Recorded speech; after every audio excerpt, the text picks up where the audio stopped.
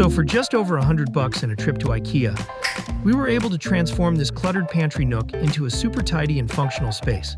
You see, in addition to desperately needing somewhere to hide our recycling, we also wanted to maintain an area with access to the kids' art supplies and school books, as we typically snug a small dining and study table right up next to this area when I'm not filming. And most importantly, we were really just looking for some sort of storage solution into which we could quickly clean things up when we had company over, while at the same time maximizing the space. So for today's video, I'll show you exactly what I purchased, as well as how much everything cost. And then we'll go ahead and walk through the build, in case you're looking to recreate something similar at your place. But before we get to the details, if you find this type of content useful, please consider hitting that like button and subscribing, as it really helps out the channel. But not if you have a money allergy. Guys, let's be real for a minute. If your doctor just told you to avoid saving money at all costs because you break out in hives at the sight of a good deal, then do yourself a favor. And absolutely do not.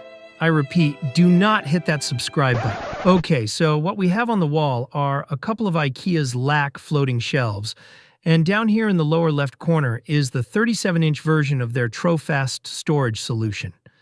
So what's great about this particular unit is not only do they offer the frame in several different sizes, it can also be customized to accommodate whatever bin combination you want to put in there. Not only that, but there's even a smaller box-shaped version of it for wall mounting in case you want to make some sort of cool modular setup. Now, as far as pricing goes, I was able to pick up these shelves quite a while ago for $24.99 each, whereas this TROFAST frame set me back $59.99, and the bins were $3, $4, and $5 respectively. Now, that little black unit was something that we already owned, but the grand total for all the other stuff came out to $121.97. Alright, so now that we've gone over the pricing, let's take a look at assembling the storage solution. And I gotta say, this one is pretty quick and easy, even as far as IKEA stuff goes. So once you've got everything unboxed, you'll see the usual suspects. A pile of bright white structural pieces, a suspiciously heavy little bag of hardware, and let's not forget everyone's favorite bathroom read, the instruction pamphlet. Now, I was not at all exaggerating when I mentioned that this was a pretty quick assembly. There's actually only a handful of steps, and just to make it as easy as possible, I'll go ahead and put the instructions on the screen next to me as we go through it. Oh, and before we get started, can we cue up some heartfelt furniture assembly background music? Oh yeah, that's the stuff.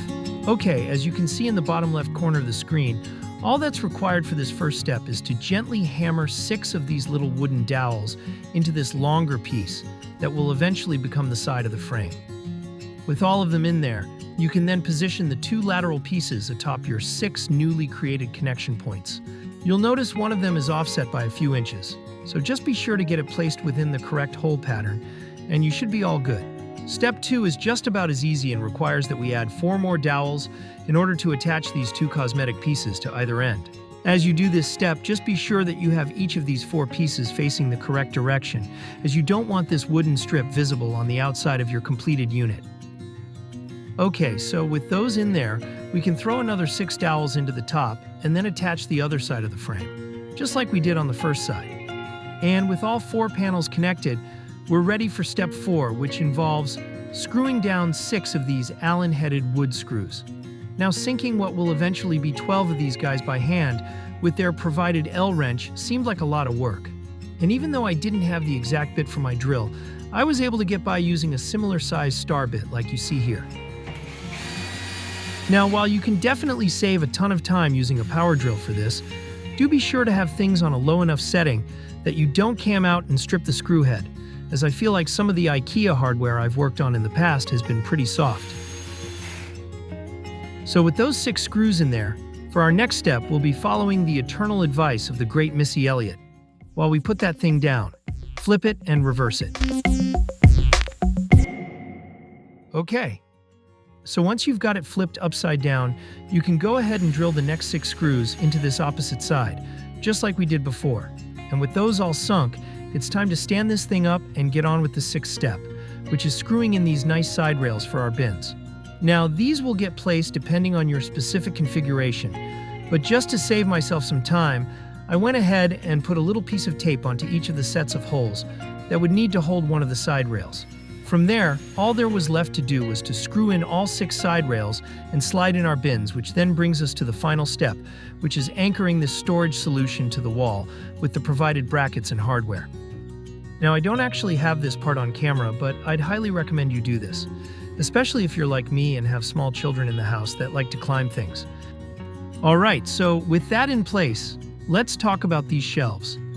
And for those of you that have followed the channel for a while, you might have noticed them on the wall already for the video where I installed these motorized zebra shades. So long story short, the wall got scribbled on, and I wanted to repaint it for that before and after shot at the beginning of this video.